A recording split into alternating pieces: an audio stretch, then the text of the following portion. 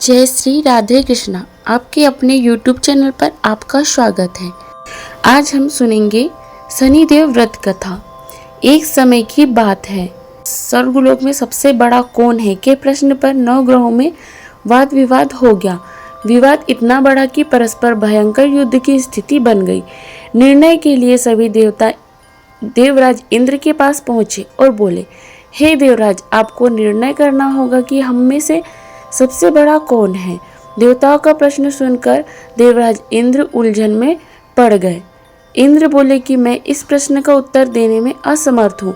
हम सभी पृथ्वी लोक के उज्जैनी नगरी में राजा विक्रमादित्य के पास चलते हैं। देवराज इंद्र सहित सभी ग्रह देवता उज्जैनी नगरी में पहुंचे।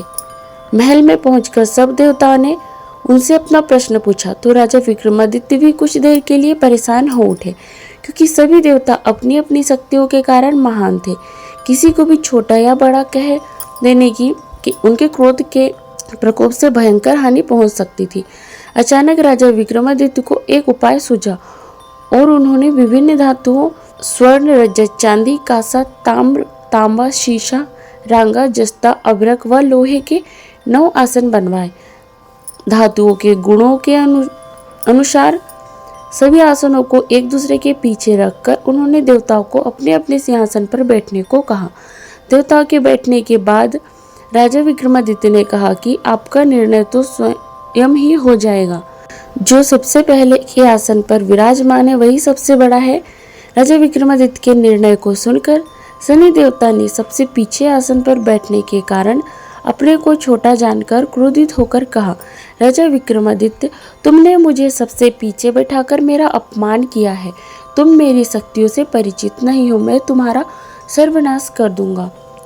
शनि ने कहा, सूर्य एक राशि पर 1 महीने, चंद्रमा 2.25 दिन, मंगल 1.5 महीने, बुध और शुक्र 1 महीने, बृहस्पति 13 महीने रहते हैं, लेकिन मैं किसी राशि पर 7 वर्ष 7.5 तक रहता हूँ।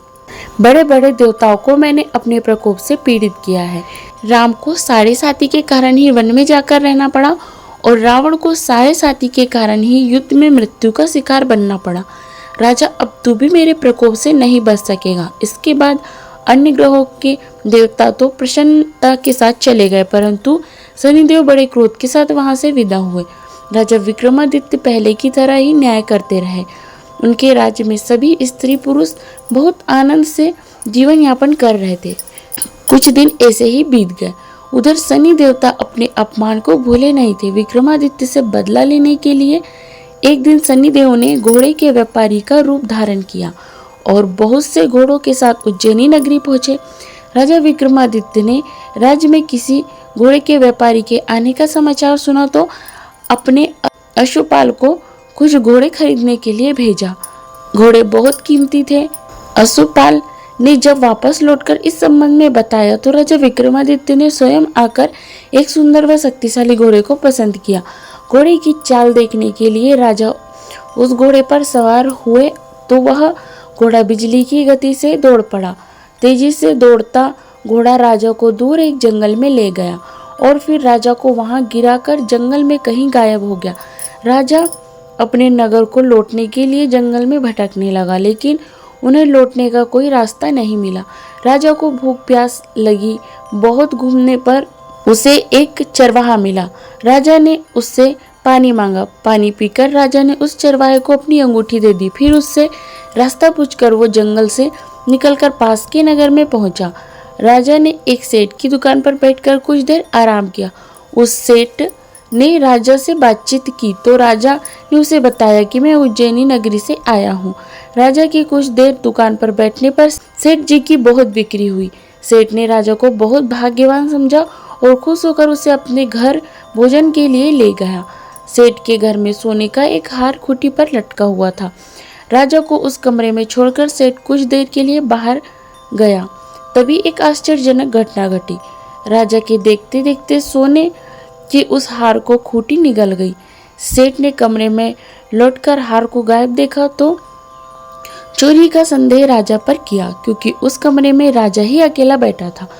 सेठ ने अपने नौकरों से कहा कि इस परदेसी को रस्सियों से बांधकर नगर के राजा के पास ले चलो। राजा ने विक्रमादित्य से हार के बारे में पूछा तो उसने बताया कि उसके देखते ही देखते खूंटी ने हार को निगल लिया। इस पर राजा ने क्रोधित होकर चोरी करने के अपराध में विक्रमादित्य के हाथ पांव काटने का आदेश दिया। राजा विक्रमादित्य के हाथ पांव काटकर उसे नगर की सड़क पर छोड़ दिया गया। कुछ दिन बाद एक तेली उसे उठाकर अपने घर ले गया और उसे अपने कोलू पर बिठा दिया। राजा आवाज देकर बैलों को हाँकता रहा। इस तरह तेली का बैल चलता रहा और राजा को भोजन मिलता रहा। शनि के प्रकोप की 7.5 पूरी होने पर वर्षा ऋतु प्रारंभ हुई। राजा विक्रमादित्य एक रात मेघ मल्हार गा रहा था कि तभी नगर के राजा की लड़की राजकुमारी मोहिनी रथ पर सवार उस तेली के घर के पास से गुजरी। उसने मेघ मल्हार सुना तो उसे बहुत अच्छा लगा और दासी को भेजकर गाने वाले को बुलवा लाने को कहा। दासी ने लौटकर राजकुमारी को अपंग राजा के बारे में सब कुछ बता दिया। राजकुमारी उसके मेघ मल्हार से बहुत मोहित हुई। उसने सब कुछ जानकर भी अपंग राजा से विवाह करने का निश्चय कर लिया। राजकुमारी ने अपने माता पिता से जब यह बात कही तो वे हैरान रह गए। रानी ने मोहिनी को समझाया, बेटी तेरे भाग्य में तो किसी राजा की रानी होना लिखा है, फिर तो उस अपंग से विवाह करके अपने पांव पर कुल्हाड़ी क्यों मार रही है। राजकुमारी ने अपनी जिद नहीं छोड़ी। अपनी जिद पूरी कराने के लिए उसने भोजन करना छोड़ दिया और प्राण त्याग देने का निश्चय कर लिया। आखिर राजा रानी को विवश होकर अपंग विक्रमादित्य के साथ राजकुमारी का विवाह करना पड़ा। विवाह के बाद राजा विक्रमादित्य और राजकुमारी तेली के घर में रहने लगे। उस रात स्वप्न में शनिदेव ने राजा से कहा, राजा तुमने मेरा प्रकोप देख लिया, मैंने तुम्हें अपने अपमान का दंड दिया है। राजा ने शनिदेव से क्षमा करने को कहा और प्रार्थना की, हे शनिदेव आपने जितना दुख मुझे दिया है अन्य किसी को ना देना। शनिदेव ने कुछ सोचकर कहा, राजा मैं तुम्हारी प्रार्थना स्वीकार करता हूँ। जो कोई स्त्री पुरुष मेरी पूजा करेगा, शनिवार को व्रत करके मेरी व्रत कथा सुनेगा, उस पर मेरी अनुकंपा बनी रहेगी।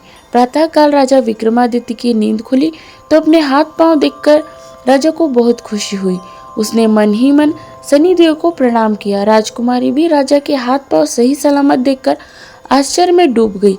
तब राजा विक्रमादित्य ने अपना परिचय देते हुए शनिदेव के प्रकोप की सारी कहानी सुनाई। सेठ को जब इस बात का पता चला तो दौड़ता हुआ तेली के घर पहुंचा और राजा के चरणों में गिरकर क्षमा मांगने लगा। राजा ने उसे क्षमा कर दिया क्योंकि यह सब तो शनिदेव के प्रकोप के कारण हुआ था। सेठ राजा को अपने घर ले गया और उसे भोजन कराया। भोजन करते समय वहां एक आश्चर्यजनक घटना घटी। सबके देखते देखते उस खूंटी ने हार उगल दिया। सेठ जी ने अपनी बेटी का विवाह भी राजा के साथ कर दिया और बहुत से स्वर्ण आभूषण धन आदि देकर राजा को विदा किया। राजा विक्रमादित्य राजकुमारी मोहिनी और सेठ की बेटी के साथ उज्जैनी पहुंचे तो नगरवासियों ने हर्ष से उनका स्वागत किया। अगले दिन राजा विक्रमादित्य ने पूरे राज्य में घोषणा कराई कि शनिदेव सब देवों में श्रेष्ठ है। प्रत्येक स्त्री पुरुष शनिवार को उनका व्रत करे और व्रत कथा अवश्य सुने। राजा विक्रमादित्य की घोषणा से शनिदेव बहुत प्रसन्न हुए। शनिदेव का व्रत करने और व्रत कथा सुनने के कारण सभी लोगों की मनोकामनाएं शनिदेव की अनुकंपा से पूरी होने लगी।